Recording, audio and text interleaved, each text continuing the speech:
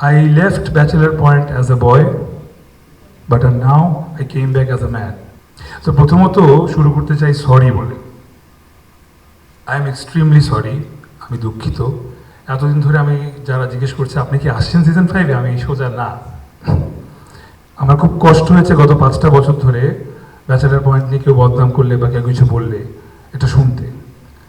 আমার একটা স্পেস দরকার ছিল যেখানে আসলে আমিও বলতে চাই ব্যাচেলার পয়েন্টকে নিয়ে, বিকজ ব্যাচেলার পয়েন্টের if I am not wrong, I think I am the first member, মানে একদম যদি বলেন একদম the first member যখন ব্যাচেলার পয়েন্ট ঠিক করবেন শুটিং করেন।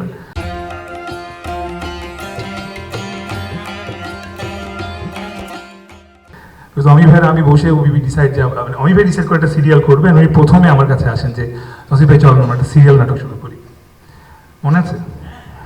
Thank you. Aslam in what a manner, Bachelor Point is now in OTT. আমরা যখন ব্যাচেলার পয়েন্ট শুটিং শুরু করছিলাম আমাদের 2 রুমের মধ্যে শুটিং হইতো। এক রুমে সবাই দাঁড়ায় থাকতাম মেকআপ টেকআপ কাপড় চোপড় নিয়ে, আরেক রুমে শুটিং করতাম। শুটিংয়ের লাইটও মাঝখানে ওই মেকআপ রুমে ঢুকে দেওয়া হতো, তাই না? ওই লাইটের গরমে আমরা আবার মেকআপ রুমে বসেও ঘামতাম। ফ্রম দেয়ার এখন আসলে যারা যারা ব্যাচেলার পয়েন্টের সেটে গিয়েছেন তারা বলতে পারবেন আসলে চেঞ্জটা কোথায়। সো নিজের চোখেই জানা এটা দেখা, it's a very big privilege for me. Thanks to Kajal Arefin, Omi ভাই for asking me to come back, and only Allah knows যে আমি কতটুকু চেয়েছি to come back. So you have given me the opportunity, thank you, thank you. আমার কথা আসলে শেষ হবে না, আমি বলতেই থাকবো। তবু শেষ যদি বলি যে কি অনুভূতি এতদিন পর ফেরার।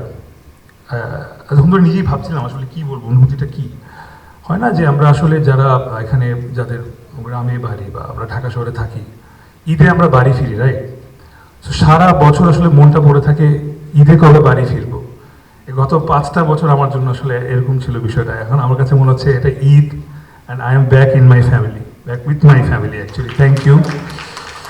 এবং শেষ করবো একটা কথা দিয়ে। নেহাল